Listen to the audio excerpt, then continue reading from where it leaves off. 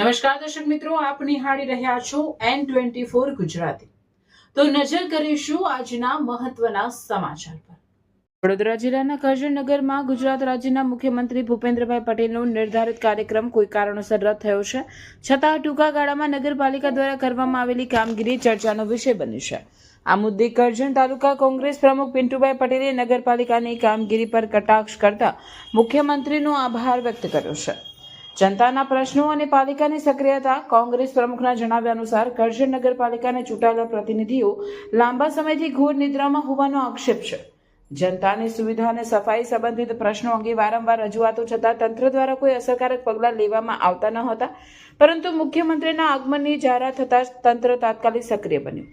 24 કલાકમાં બદલાયેલું નગરનું ચિત્ર। મુખ્યમંત્રીના આગમનને ધ્યાનમાં રાખીને માત્ર 24 કલાકના ટૂંકા ગાળામાં નગરમાં યુદ્ધના ધોરણે સફાઈ કામગીરી હાથ ધરાઈ। જાહેર સ્થળોએ રંગ રોગાન કરવામાં આવ્યું। તાત્કાલિક ધોરણે હેલિપેડનું નિર્માણ કરવામાં આવ્યું। કોંગ્રેસ પ્રમુખનો કટાક્ષ અને અભિનંદન। પિન્ટુભાઈ પટેલે જણાવ્યું કે મહિનાઓથી અટવાયેલા કામો મુખ્યમંત્રીના પ્રવાસના સમાચાર મળતા 24 કલાકમાં પૂર્ણ થઈ ગયા। આ બદલ તેમણે મુખ્યમંત્રીનો આભાર વ્યક્ત કરતા કટાક્ષ રૂપે ઉમેર્યું કે મુખ્યમંત્રીએ વારંવાર કરજણની મુલાકાત લેવી જોઈએ, જેથી તેમના બહાને પણ કરજણની જનતાને સફાઈ અને મૂળભૂત સુવિધાઓ મળતી રહે। તેમણે વધુમાં જણાવ્યું કે તંત્ર આવી સક્રિયતા સતત દાખવે તો કરજણ નગરની જનતાને કોઈ પણ પ્રકારની હાલાકીનો સામનો કરવો ન પડે। મુખ્યમંત્રીનો ખૂબ ખૂબ ધન્યવાદ, જેઓ કરજણની મુલાકાતે આવવાના હતા આજ 18 તારીખના રોજ।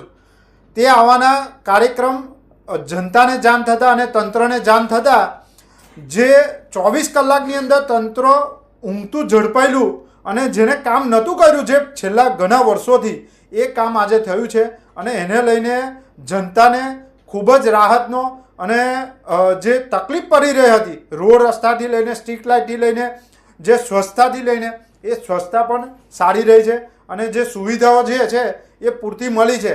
આજે એવું લાગે છે કે જે ટેક્સ અમે ભરીએ છીએ એની પૂરતી સુવિધા અમને મળી રહી છે એવો અહેસાસ થાય છે। તો અમે માનનીય મુખ્યમંત્રી ભૂપેન્દ્રભાઈ પટેલને કહીએ છીએ કે અવારનવાર કરજણની મુલાકાત કરતા રહે અને આવી સ્વચ્છતા અને જે આ સુવિધા છે એનો લાભ અમને મળતો રહે।